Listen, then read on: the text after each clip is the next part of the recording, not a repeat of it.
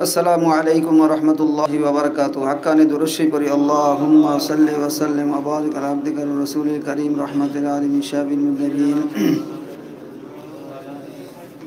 সাইয়্যিদিনা মাওলানা নাবিয়িনা মুহাম্মদ ওয়া আলা আলিহি ওয়া আহলি বাইতিহি ওয়া আওলাদিহি ওয়া যুররিয়াতিহি ওয়া আজওয়াজিহি ওয়া আসহাবিহি ওয়া আউলিয়াইহি ওয়া উম্মতি আজমাইন। কামা সাল্লাইতা ওয়া সাল্লামতা ওয়া বারাকতা ওয়া রাহিমতা আলা সাইয়্যিদিনা ইব্রাহিম وعلى آل سيدنا إبراهيم إنك حميد مجيد. قال الله تعالى في كلامه المجيد والفرقان الحميد فاسألوا أهل الذكر إن كنتم لا تعلمون.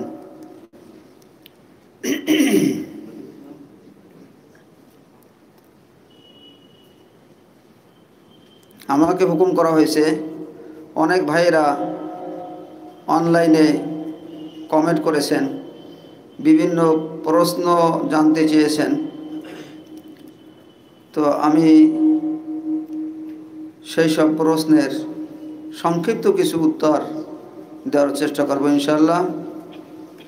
ভুল হলে ক্ষমা করবেন, আর মেহেরবানি করে আমরা খুব খেয়াল করে শুনব। আল্লাহ পাক কোরআনে পাকের মধ্যে ইরশাদ করেছিলেন, ফাসআলু আহলা যিকরি ইন কুনতুম লা তা'লামুন।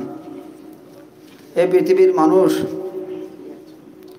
তোমরা যদি না জানো কোনো বিষয়, তবে যারা জানে, যারা আহলে যিকির আছেন, সেই আহলে যিকিরদের কাছে তোমরা জিজ্ঞাসা করো, তাদের কাছ থেকে তোমরা জেনে নাও। তো আমার কামিল মুর্শিদ জামানার মুজাদ্দিদ হযরত মাওলানা সুফিমুতি আযান গাছি রাহমাতুল্লাহ আলাইহি, তিনি আহলে যিকির আছেন। আমার পাঁচ মুর্শিদ নবীর ওয়ারিস আছেন।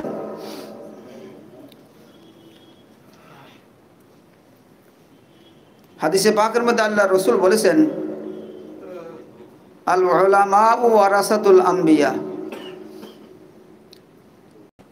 ওয়া ইন্নামা লাম ইওয়ারিসু দিনারা ওয়ালা দিরহামা ওয়া ইন্নামা ওয়ারাসুল ইলমা ফামান আখাযা বিহাজ্জিন ওয়া ফিররিন। ওলামাদের সম্পর্কে বলা হয়েছে, আল্লাহ রাসূল সাল্লাল্লাহু আলাইহি ওয়াসাল্লাম বলেছেন যে ওলামাগণ হলো নবীর ওয়ারিস। আল্লাহর রাসূলের ওয়ারিস হলো ওলামাগণ।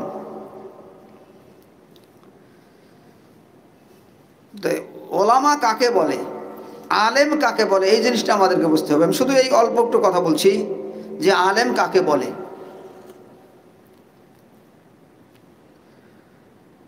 শুধু এলেম থাকলেই তাকে আলেম বলা হবে না।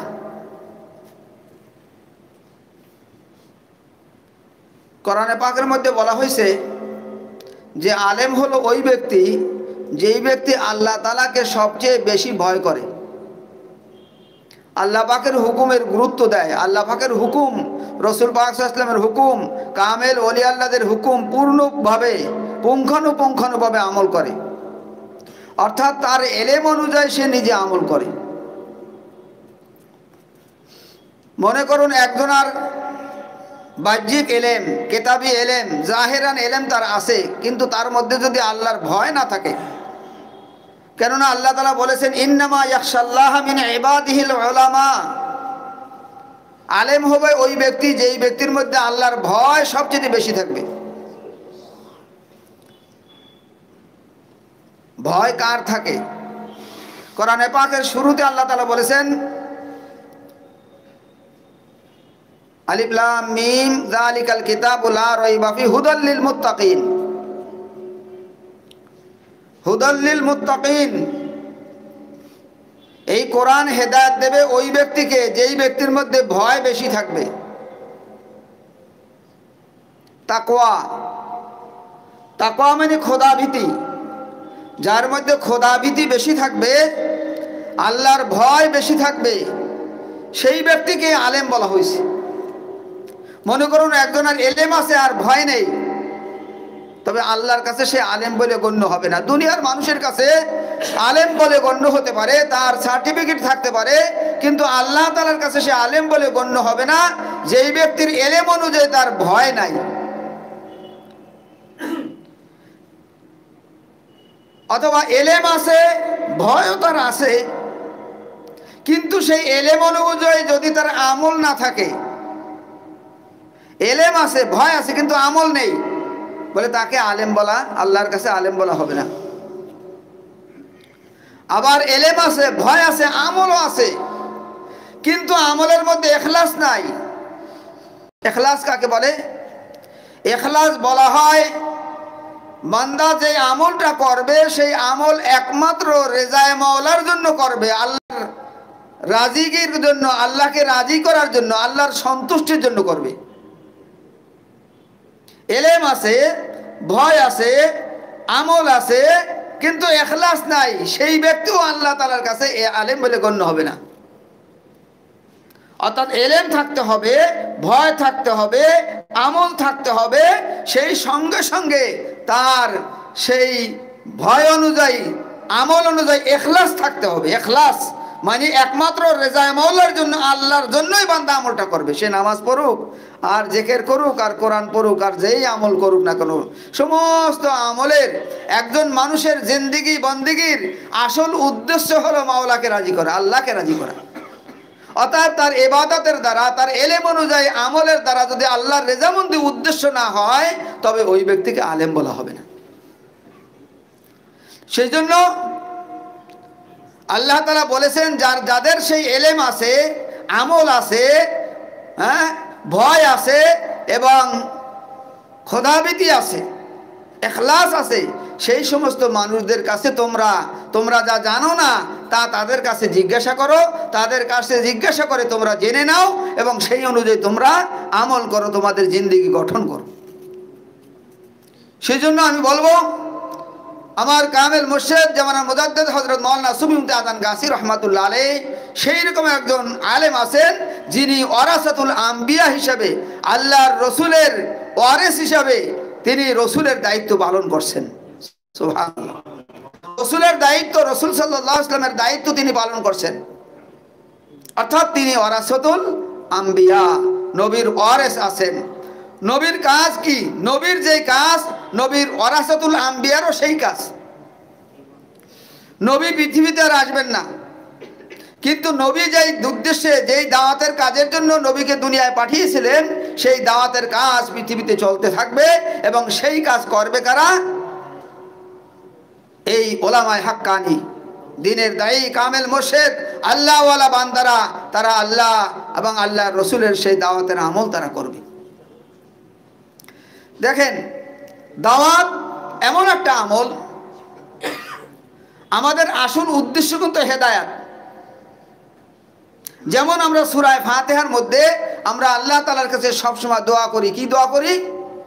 ইহদিনাস সিরাতাল মুস্তাকিম। সূরা ফাতিহার মধ্যে 7টি আয়াত, এই 7 আয়াতের মাঝখানের আয়াত হলো ইহদিনাস সিরাতাল মুস্তাকিম। আর একজন মানুষের জিন্দেগি বন্দেগীর আসল মকসুদ কিন্তু এইটা, কি? হেদায়াত, হেদায়াত পাওয়া। তো হেদায়াত পায় কে?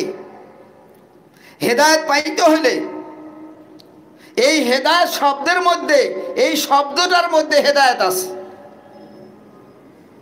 কি? হেদায়াত পেতে হলে কি করতে হবে? হেদায়াত লিখতে হে দাল আলিফ, না হে দাল হেদা ইয়া আলিফতে 5টা অক্ষর আছে হেদায়েতের মধ্যে। এই 5টা অক্ষরের মধ্যে প্রথম অক্ষরটা হলো হে। হে মানে কি? হা। অর পরে যে হা, এই হা, এই হার ব্যাখ্যা হলো হিজরত। হেদায়েত পেতে হলে 1 নম্বর কাজ হলো হিজরত করতে হবে। হিজরত, রাসূল পাক সাল্লাল্লাহু আলাইহি ওয়াসাল্লাম সহ সাহাবীরা মদিনায় হিজরত করেছিলেন। হিজরত কেন করতে হবে? এই যে দেখেন যারা আপনারা এখানে এসে বসছেন বা বিভিন্ন সারা পৃথিবীতে বিভিন্ন জায়গায় যে মজলিস হচ্ছে, আপনারা ঘর বাড়ি ছেড়ে মজলিসে এসে বসছেন, কিছু সময়ের জন্য হলেও আপনারা হিজরত করে এখানে আসছেন, বা আমরা সকলে হিজরত করে আসছি, কেউ কাছের থেকে কেউ দূরের থেকে হিজরত করে আসছি। মানুষ যখন তার ঘর থেকে হিজরত করে তখন দুনিয়ার মহব্বত তার অন্তর থেকে দূর হয়ে যায়।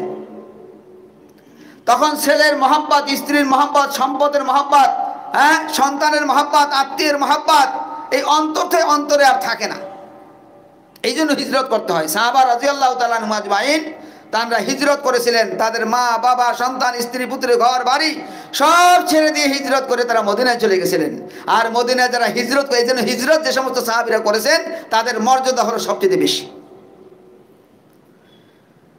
যারা এখানে আসছেন, আপনাদের ঘরের থেকে কিছু সময়ের জন্য হলে এখানে এসে বসেছেন, একটু আপনার ব্রেনের মধ্যে চিন্তা করেন তো, ফিকির করেন তো, আপনার ঘরের খেয়াল, ঘরের চিন্তা এই মুহূর্তে, এই মজলিসে বসা অবস্থায় এই মুহূর্তে আপনার ব্রেনের মধ্যে সেই ঘরের ফিকির আছে কিনা? জি না, নাই। নাই কেন? এই জন্য নাই যে আপনি ঘর ছেড়ে এখানে হিজরত করছেন, কিছু সময়ের জন্য হলেও হিজরত করেছেন। যে যত দূরের থেকে হিজরত করে আসবে তার অন্তর থেকে দুনিয়া তত দূরে চলে যাবে। এই জন্য নবী রসুলগণের অভ্যাস ছিল, নবী রসুলগণ হিজরত করতেন, ওলি আল্লাহগণ হিজরত করেছেন। কামেল মুর্শিদ জামানার মুজাদ্দিদ আযান গাসি রহমাতুল্লাহ কি রকমের হিজরত করেছেন আপনারা ভালো করে জানেন, আমাদের বুঝাতে হবে না। সেই সুরের জঙ্গলে চলে গেলেন, নিজের ঘর বাড়ি, এত বড় জমিদের এত সম্পদ সব ছেড়ে চলে গেলেন। আমাদের পাঁচ ও মুর্শিদের অবস্থা দেখেন তো। যখনই এই নবীর দায়িত্ব হাতে নিয়েছেন তখন তারা আর দুনিয়ার চিন্তা করে নাই, ব্যবসা কোথায়, ঘর কোথায়, জমি কোথায়, কোথায় কি আমার দুনিয়া, এই চিন্তা কেউ করে নাই। কেননা তিনি নবীর দায়িত্ব তিনি হাতে নিয়ে মেম্বারে রসুলের পরে তিনি বসে আছেন, নবীর দায়িত্ব তিনি পালন করছেন। এই জন্য হিজরত করলে মানুষ দুনিয়া থেকে আলাদা হয়ে যায়। হেদায়াতের দ্বিতীয় অক্ষরটা হলো দাল। দাল হে দাল, দালের মকসুদ হলো দাওয়াত। যে যত দাওয়াত দেবে আল্লাহ পাক ওই বান্দাকে তত হেদায়েত দান করবেন। সুবহানাল্লাহ। কামেল মুর্শিদ এই সালানা মজলিসের ব্যবস্থা কেন করছেন? দাওয়াতের জন্য তো। এই যে মাসালা দেখালে নামাজ কিভাবে পড়বে, ওযু কিভাবে করবে, কিভাবে কি করতে হবে, দুনিয়ার জিন্দেগি কিভাবে পরিচালনা করতে হবে, কামেল মুর্শিদ সেইটা জানাবার জন্য সারা পৃথিবীর। আর এই বছর তো আমাদের জন্য এই আমরা বলি করুণা, করোনা আমাদের জন্য তো করুণা হয়ে গেছে। সুবহানাল্লাহ। হাক্কানি আঞ্জুমানের পীর ভাইদের জন্য করোনা হয়ে গেছে। করোনা এই মহামারী আমাদের জন্য এবার কি হয়েছে?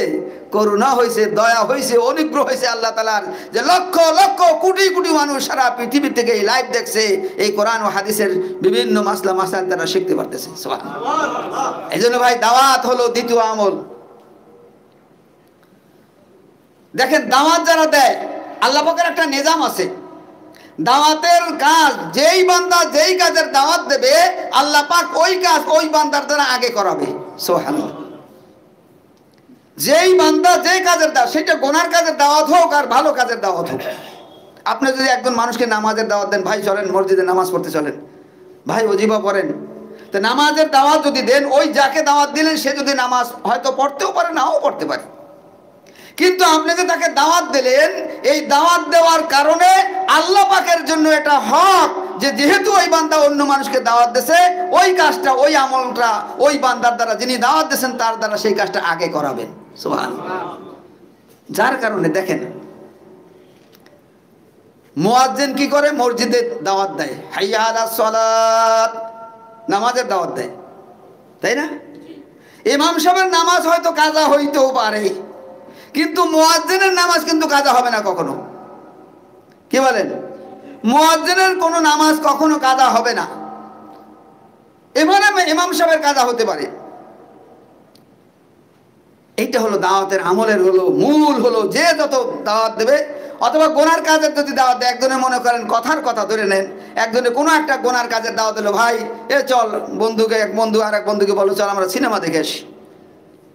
তো যাকে দাওয়াত দিল হে যাইতেও পারে, নাও যাইতে পারে, কিন্তু যিনি দাওয়াত দিল ও কিন্তু না যেতে পারবে না। যেহেতু গুনার কাজের দাওয়াত দিয়েছে, সেই জন্য বলা হয়েছে দাওয়াতের আমলের দাম সবচেয়ে বেশি। আর এই কামেল মোর্শেদ, কামেল ওলি আল্লাহদেরকে আল্লাহ তাআলা নির্বাচিত করেছেন নবীদের ওয়ারিস হিসেবে এই দাওয়াতের কাজের জন্য। সুফি আযম গাছী রাহমাতুল্লাহ আলাইহি এই হাক্কানি আঞ্জুমান প্রতিষ্ঠা করেছেন একমাত্র এই দাওয়াতের আমলের জন্য, দাওয়াতের কাজের জন্য, সারা পৃথিবীর এই দাওয়াত দেওয়ার জন্য। অনেকে বলে হাক্কানি আঞ্জুমানে দাওয়াত দেয় না। আরে হাক্কানি আঞ্জুমান যত দাওয়াত দেয়, অন্য মানুষে এত দাওয়াত আমার মনে হয় দেয় না। হাক্কানি আঞ্জুমানের লোকেরা যত কোরআন পড়ে, কোরআনের আয়াত পড়ে, যত দুরূদ শরীফ পড়ে, এত দুরূদ শরীফ, এত কোরআনের আয়াত, কোরআনের অক্ষর মনে হয় আর কেউ।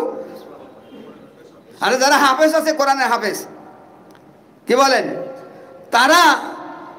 তারাও দৈনিক কোরআন শরীফ পড়তে পারে না, পড়ে না। কিন্তু সুফি আযম গাছী রাহমাতুল্লাহ আলাইহির মুরিদানদের মধ্যে একটা মানুষের কোনো দিন কোনো সময় 5 ওয়াক্ত নামাজের ওজিফাকে কাজা হয়?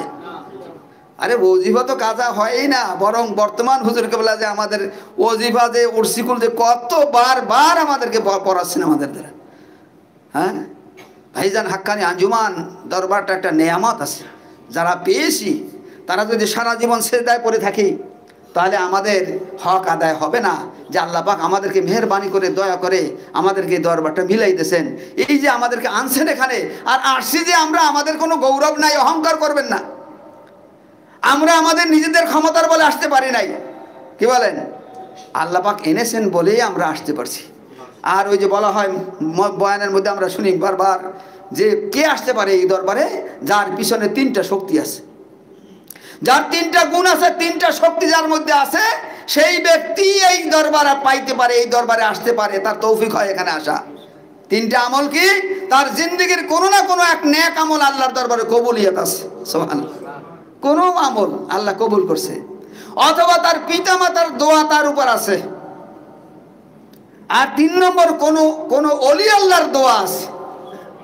তো নিশ্চয় যারা এখানে এসে বসেছেন এই সামিয়ানার তলে, আপনাদের এই 3টা হয়তো একটা আছে না, 2টা আছে না, 3টা আছে অবশ্যই, না হলে এই দরবারে বসে না। যাই হোক, আমার আসল মূল মকসুদ আমি হারাই ফেলাইতেছি। যাই হোক, আমি বাকি হেদায়েতের ব্যাখ্যা পরবর্তী যদি সময় পাই, সুযোগ পাই, এসব বলবো ইনশাআল্লাহ। 2টা অক্ষর বললাম, হা আর দাল।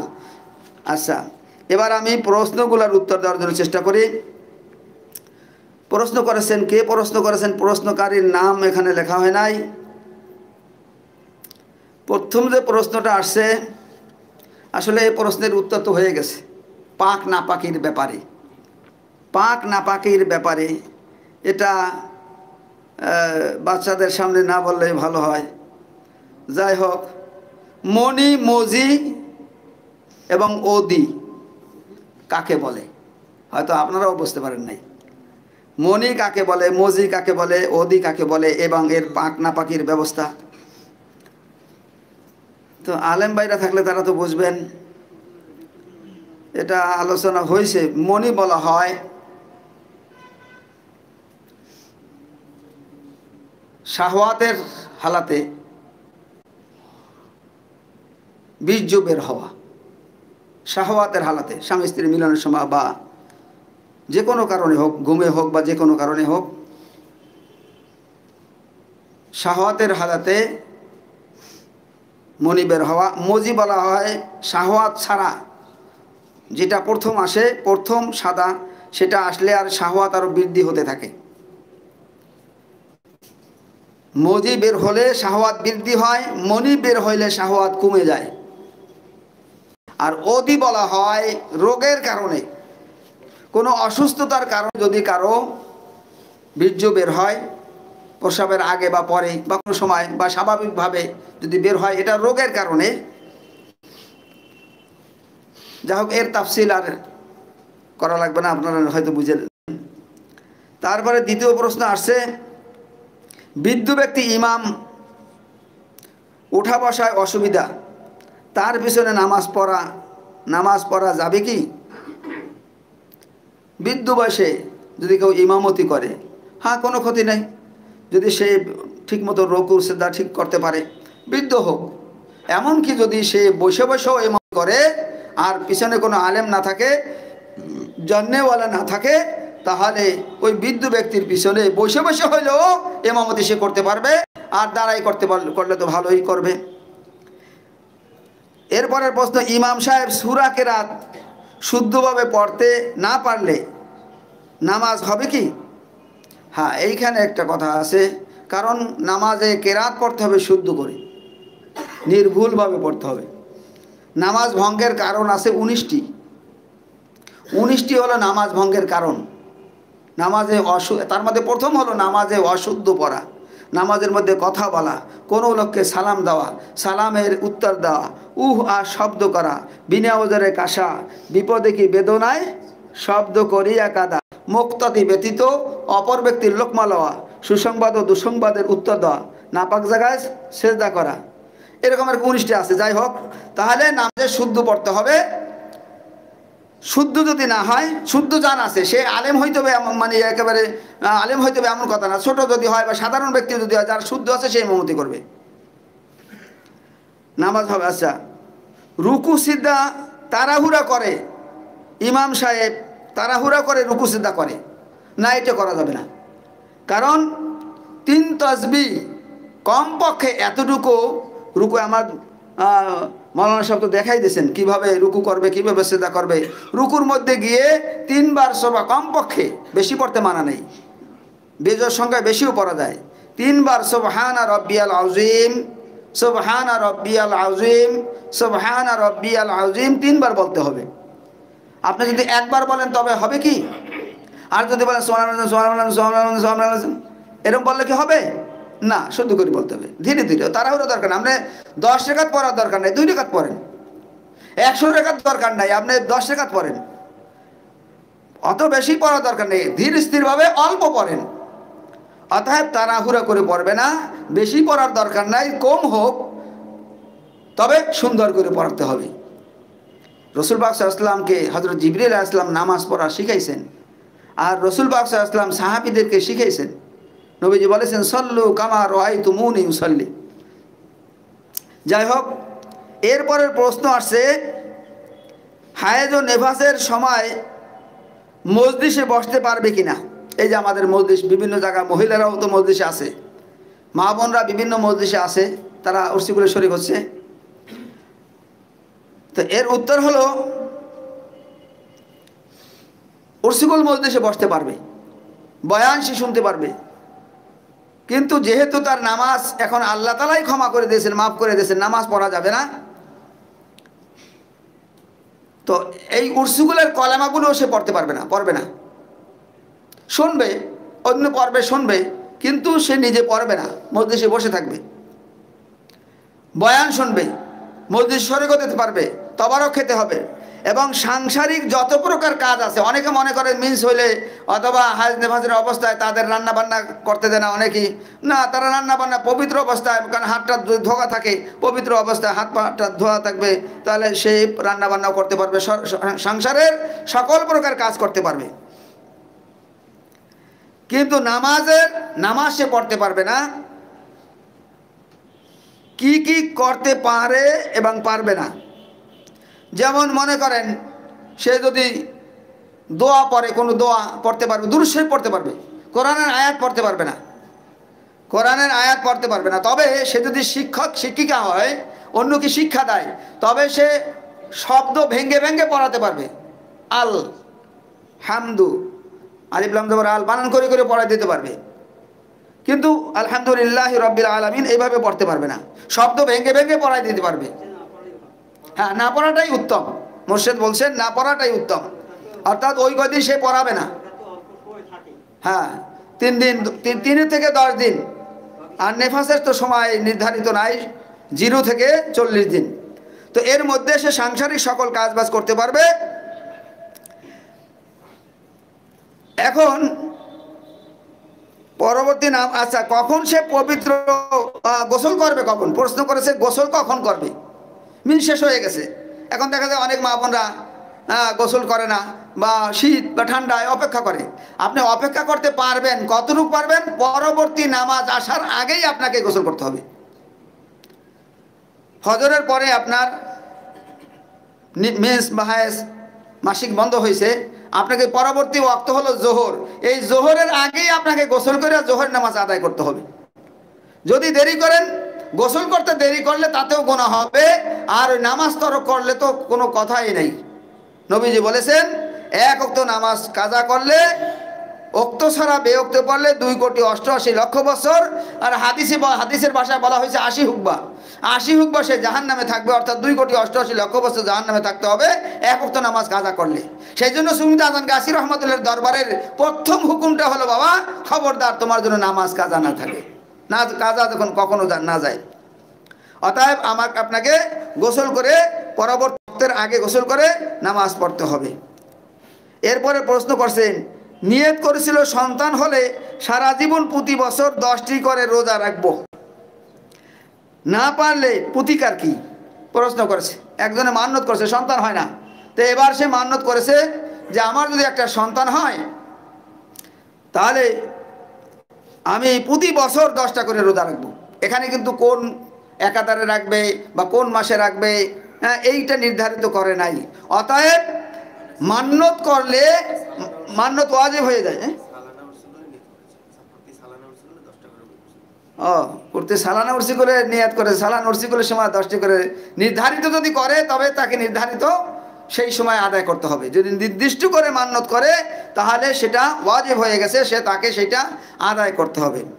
এবার যদি সে না আদায় করতে পারে, না আদায় করতে পারে মানে বলা হয়েছে যে সে এখন বৃদ্ধ হয়ে গেছে, হয়তো কিছুদিন সে আদায় করছে, এখন আর বৃদ্ধ প্রতি বছর রাখবে এই যে সেই নিয়ত করেছে, এখন বয়স হয়ে গেছে, এখন আর রোজাই রাখতে পারে না, তাহলে এই ব্যক্তি কি করবে?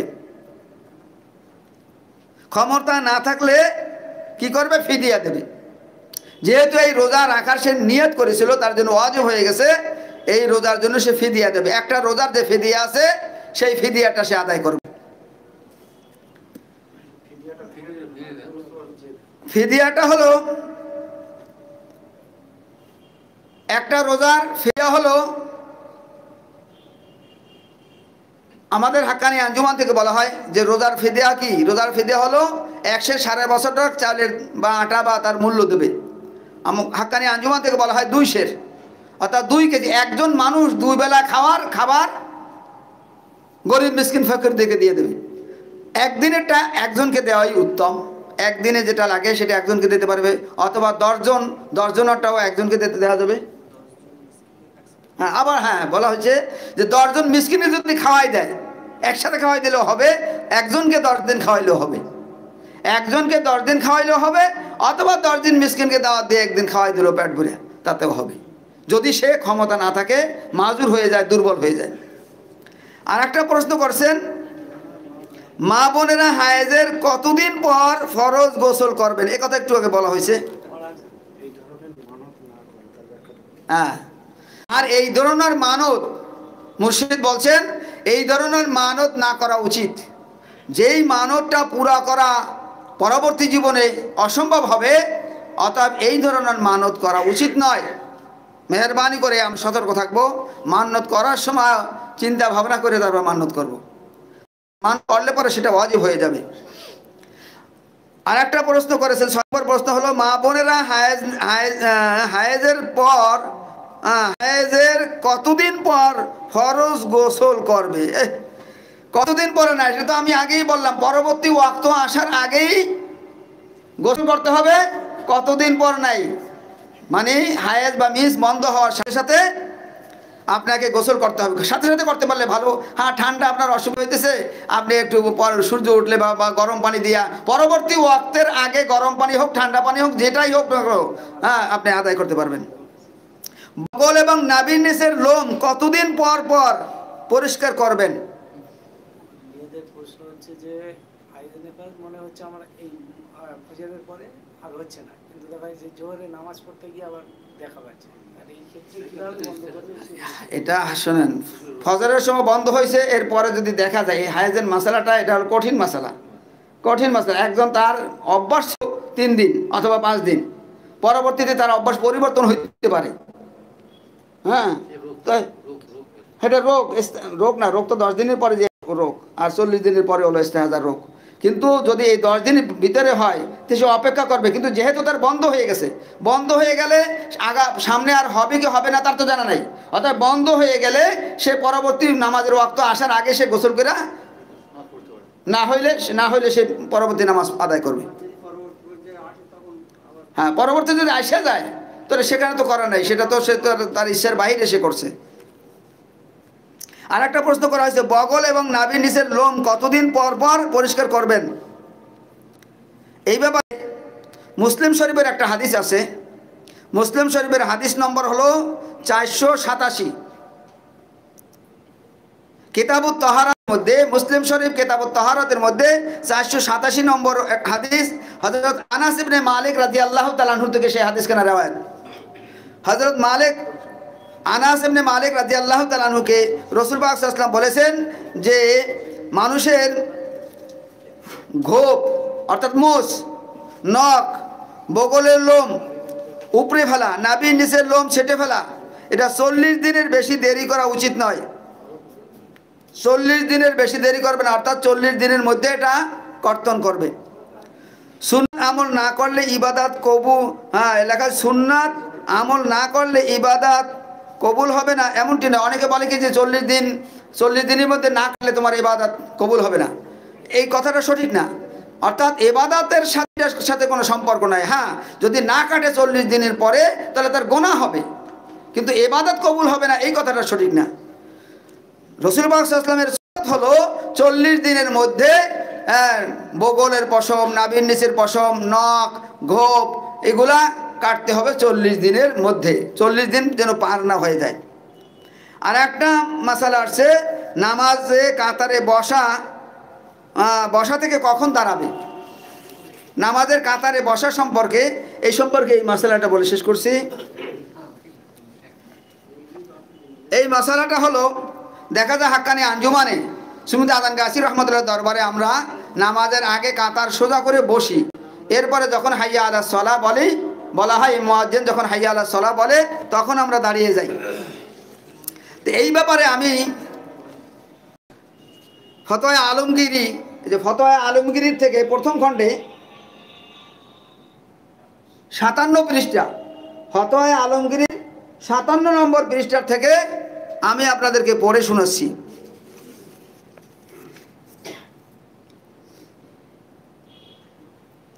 ইজা দাখালার রজুলু ইনদাল একামাতে, আগে যারা মসজিদে প্রবেশ করছে তারা তো মসজিদে বসা, এবার একামত শুরু হয়েছে, এমত অবস্থায় বাহির থেকে কোনো লোক মসজিদে যদি প্রবেশ করে তাহলে ওই ব্যক্তি কি করবে?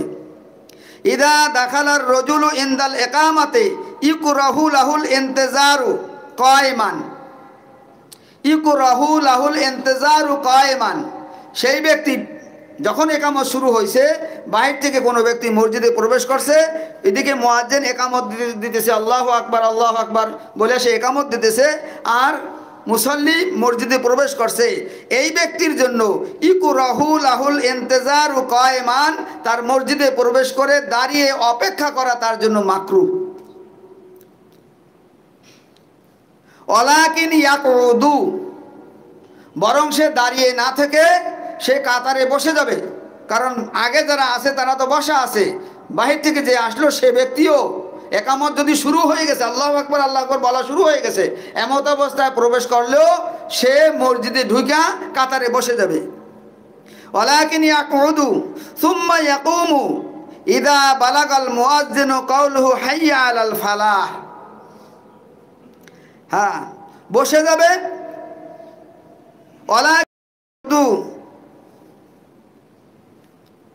ওয়ালাকিন ইয়াকুমু ইদা বালাগাল মুয়াজ্জিনু, বলে এরপরে সে উঠবে কখন, নামাজের জন্য কখন দাঁড়াবে। সুম্মা ইয়াকুমু ইদা বালাগাল মুয়াজ্জিনু কাউলুহু হাইয়া আলাল ফালাহ, মুয়াজ্জিন যখন ইকামত আল্লাহু আকবার বলে হাইয়া আলাল ফালাহ পর্যন্ত বলবে, ঠিক হাইয়া আলাল ফালাহ, হাইয়া আলাস সালাহ বলে হাইয়া আলাল ফালাহ যখন বলতে শুরু করবে, হাইয়া আলাস সালাত বলা শেষ, হাইয়া আলাল ফালাহ বলা শুরু, ঠিক এমত অবস্থায় সে দাঁড়িয়ে যাবে।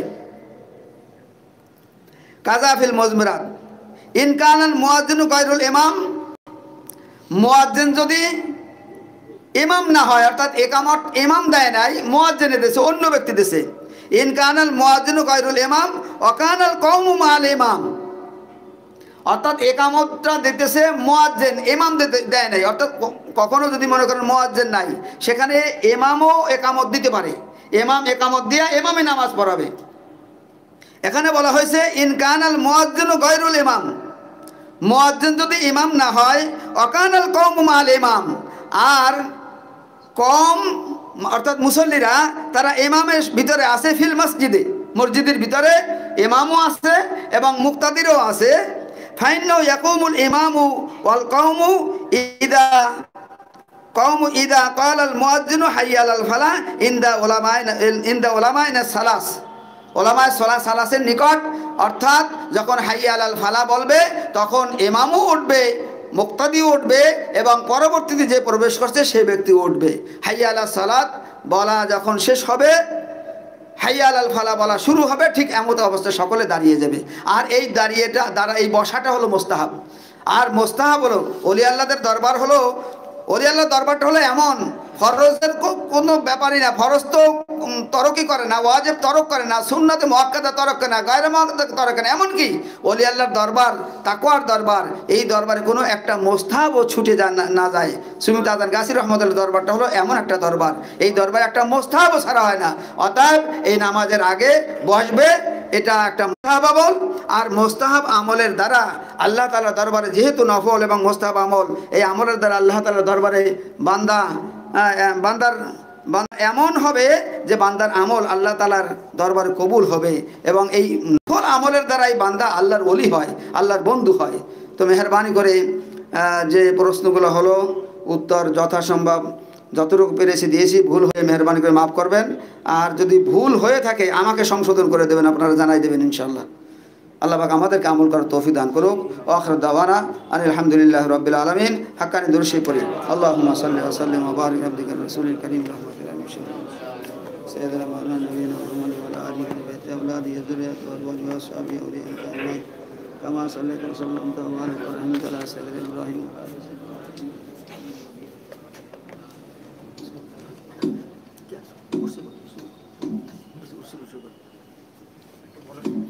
পাঁচ মিনিট যদি বলেন, 9টা শুরু করে 5 মিনিট বলেন,